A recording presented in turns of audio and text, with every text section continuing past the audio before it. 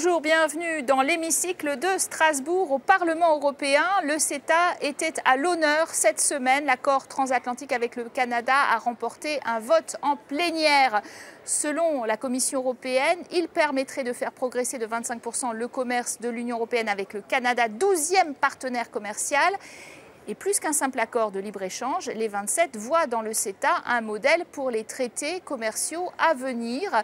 Une revanche face à un Donald Trump très frileux sur la question d'un traité transatlantique. Les opposants ne désarment pas cependant, car l'accord est entré en vigueur, mais doit néanmoins encore être ratifié par 38 parlements nationaux et régionaux. On va parler des enjeux de ce traité en compagnie de deux eurodéputés pas tout à fait d'accord sur la question, puisque vous avez voté pour Godlieve Quisthoudt-Rowohl, bonjour, partisane de ce traité, puisque vous êtes du groupe du Parti populaire européen, le plus important donc dans cet hémicycle.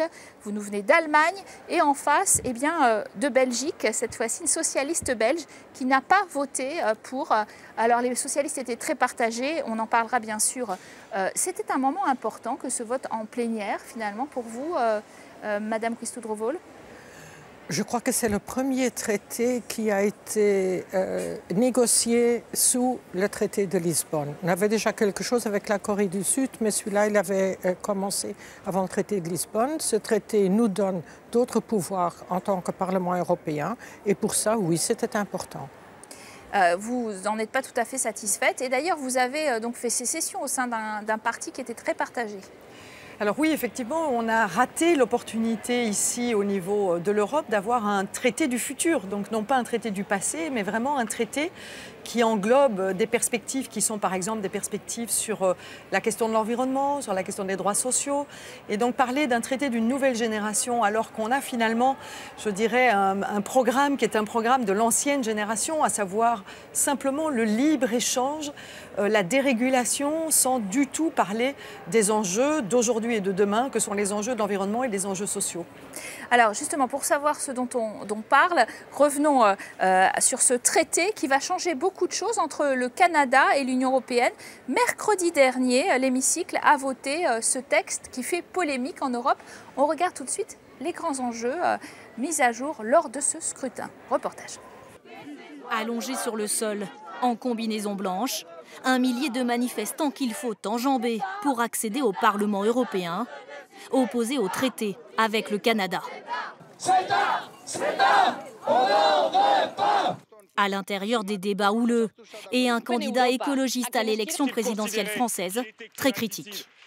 Qu'est-ce qui explique les Brexit? Qu'est-ce qui explique les Trump? Et c'est la mondialisation que vous construisez qui explique en partie ça. Vous alimentez le feu dont se nourrissent les extrêmes droites. Inquiétude partagée au même moment par les manifestants à l'extérieur. C'est les multinationales qui feront notre loi. C'est dramatique. Moi j'ai un peu peur que ça change aussi ce qu'on mange dans notre assiette. Dans l'hémicycle, jusqu'au bout, les adversaires du CETA montent au créneau. Jean-Luc Mélenchon dénonce un désastre écologique. La présidente du Front National, elle, un traité scélérat. Il détruira une fois de plus des centaines de milliers d'emplois en Europe, des dizaines de milliers en France. Des attaques injustifiées pour la commissaire européenne qui défend le traité. Je respecte que certains votent pour ou contre, mais appeler un accord commercial avec le Canada un coup d'État, ça va beaucoup trop loin. Après 3 heures de débat, l'accord est largement adopté, sous les applaudissements, mais aussi quelques huées. Il entrera provisoirement en application au 1er avril. Il y a eu quand même beaucoup de manifestations autour de ce scrutin, à l'intérieur de l'hémicycle, à l'extérieur. Une pétition de 3,5 millions de signatures de citoyens opposés au texte, des chevaux de Troie gonflables qui ont été exposés parce qu'on considère que c'est un cheval de Troie peut-être pour les entreprises américaines. Est-ce que cette inquiétude citoyenne est justifiée ? Moi, je crois qu'on a le droit d'exprimer son opinion comme on le veut, dans le cadre évidemment d'une expression normale, sans qu'il y ait de la force. Mais à partir de là, moi je crois aussi qu'il y a des majorités. On est dans une démocratie, il y a une majorité qui a voté pour le CETA, et à partir de là, il peut entrer en vigueur. Mais je respecte beaucoup le droit de chaque citoyen de donner son opinion. Alors, c'est vrai qu'on a dit, depuis l'administration Trump, finalement, le CETA, c'est une revanche. On ne peut pas s'entendre avec les Américains. Le traité transatlantique avec les États-Unis était mal ficelé, mais celui-là, eh bien, il est finalement, au contraire, exemplaire. Alors moi, je pense que pour les libéraux, les ultra-libéraux, tout argument est bon. C'est-à-dire que quand Trump n'existait pas, ils étaient favorables au traité CETA.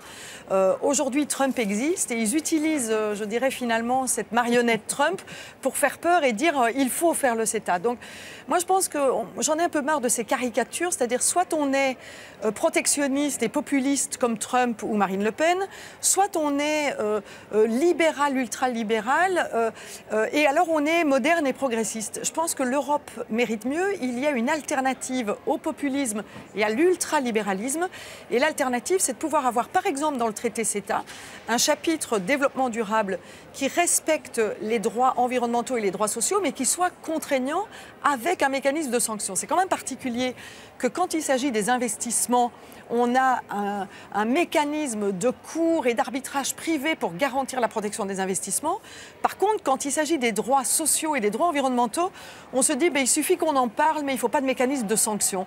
Alors, réponse de votre voisine, parce que je vous vois réagir en effet sur cette idée que finalement on trouve toujours les arguments pour défendre le libre-échange à tout prix et peut-être sans... Ce n'est pas le libre-échange à tout prix. D'abord, c'est un nouveau traité. Deuxièmement, les droits sociaux ne sont même pas les mêmes à l'intérieur de l'Europe. Il n'y a même pas de possibilité de sanctions pour les pays européens. Et on ne va quand même pas traiter le Canada comme si c'était une dictature. C'est une démocratie adulte. Il y a des droits sociaux au Canada, il y a des syndicats, il y a des droits de l'environnement, il y a des standards et des normes. C'est entre deux démocratie avec un marché élevé que l'on fait un accord. Et à partir de là, moi je suis complètement pour cet accord. Seulement, ça ne veut pas dire que rien ne changera. On commence maintenant, eh bien, au cours des années, ça va évoluer, évidemment. Nous aurons des nouvelles technologies qu'il faudra standardiser. On fera ça ensemble avec le Canada, avec l'Union européenne. Et je crois que c'est un gros avantage, surtout aussi pour les petites et moyennes entreprises. Les grandes multinationales n'ont pas besoin de nos traités, n'ont pas besoin de politique. Alors, l'ouverture du marché canadien qui était partiellement fermée quand même, notamment sur les services pour les PME, ça, vous n'êtes pas sensible finalement à cet argument, alors que de l'autre côté, notre marché était beaucoup plus ouvert finalement. Alors, il faut voir un peu, parce qu'un accord, c'est un ensemble. Si on doit libéraliser l'accès au marché public canadien pour laisser tomber nos agriculteurs en Europe, je ne suis pas d'accord. Et donc, effectivement, pour obtenir l'accès au marché public canadien, sans savoir exactement quel va en être le résultat, parce que n'oublions pas, le marché public canadien, ce n'est que 35 millions d'habitants, alors que nous représentons 500 millions d'habitants. Si en contrepartie, ils ont obtenu le doublement, voire le triplement des quotas bœufs et des quotas porcs qui vont pouvoir entrer sur le territoire européen, ça vient complètement fragiliser nos agriculteurs qui déjà sont dans une situation compliquée. Alors, et donc c'est payé cher. Vous reflétez en plus ce qui a été finalement l'inquiétude des Wallons qui ont justement à la fin de l'année dernière tenté de bloquer le texte avec cette idée que les bovins européens allaient être désavantagés face aux puissants exploitants canadiens. Est-ce que cette filière bœuf... Pour l'instant, il y a plus d'exportation de produits agricoles vers le Canada que le contraire. Ça, c'est la première chose. Nous avons, il y a quelques années, ouvert le marché pour un quota de 50 000 tonnes de viande de bœuf de haute qualité, dont 5 000 tonnes venant du Canada. Ça représente même pas 5% de la production ou de la consommation européenne. Alors, moi, je ne vois pas très bien, avec le déséquilibre de taille des deux marchés, pourquoi ce sont les Européens qui ont tellement peur que ça. Moi, je crois qu'il y a des grandes possibilités aussi pour nos exportations. Ce qui est très particulier, moi je suis souvent étonnée par les défenseurs du CETA. Je ne sais pas si vous vous souvenez, il y a quelque temps, pour aider la démocratie tunisienne, on a augmenté les quotas d'huile d'olive tunisiens pour pouvoir avoir accès au marché européen. Le premier groupe qui était contre, c'était le PPE.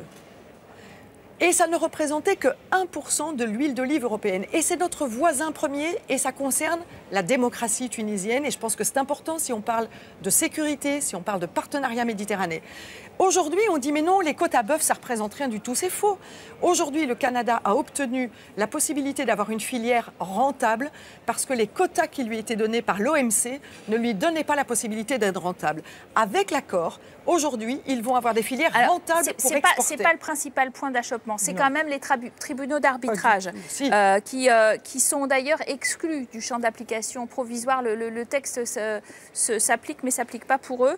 En attendant, on dit dans le futur, ça reste problématique de demander réparation à un État quand il s'agit de multinationales et que c'est un droit qui n'est pas très clair, semi-public, semi-privé.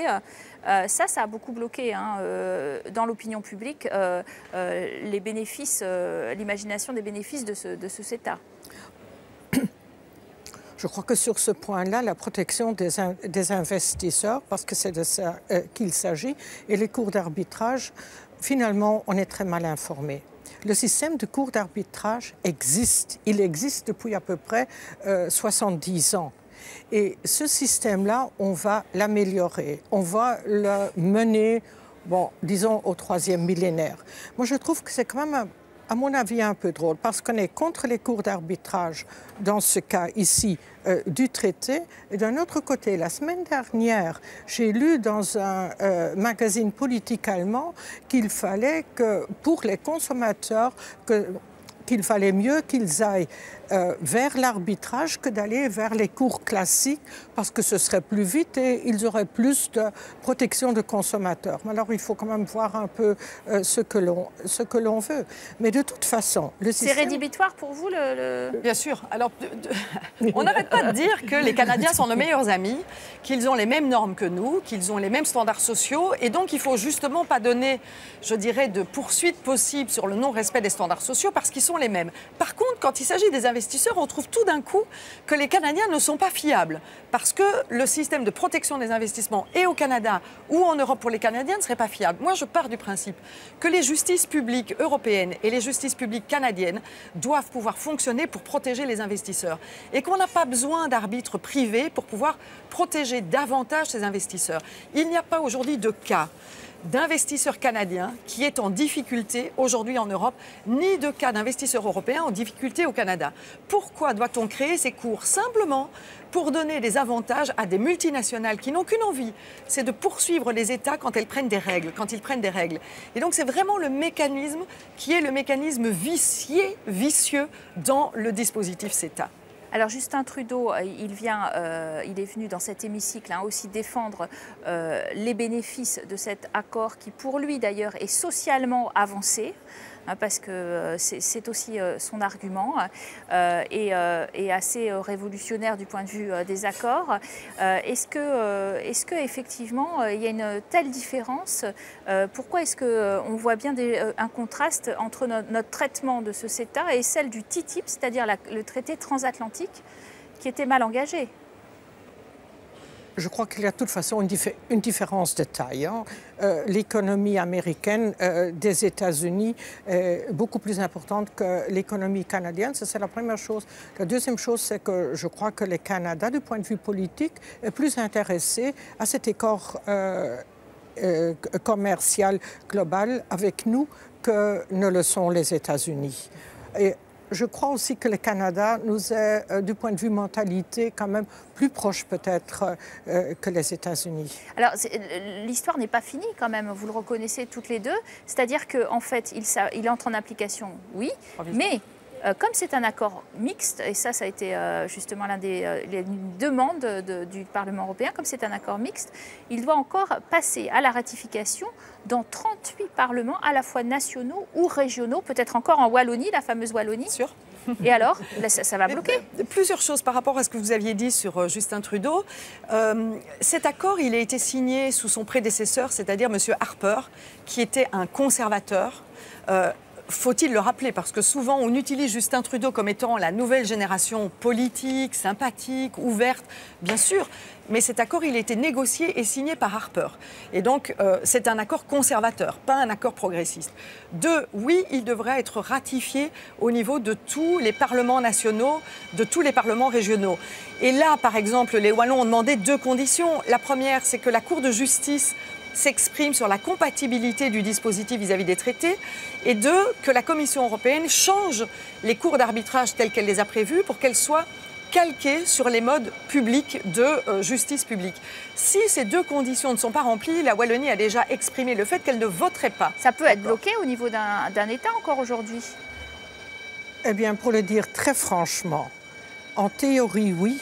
En pratique, moi, je me demande comment ça se passerait. Un accord mixte. Un accord mixte. Les parlements ont la souveraineté. Oui, justement. Il peut être bloqué, oui.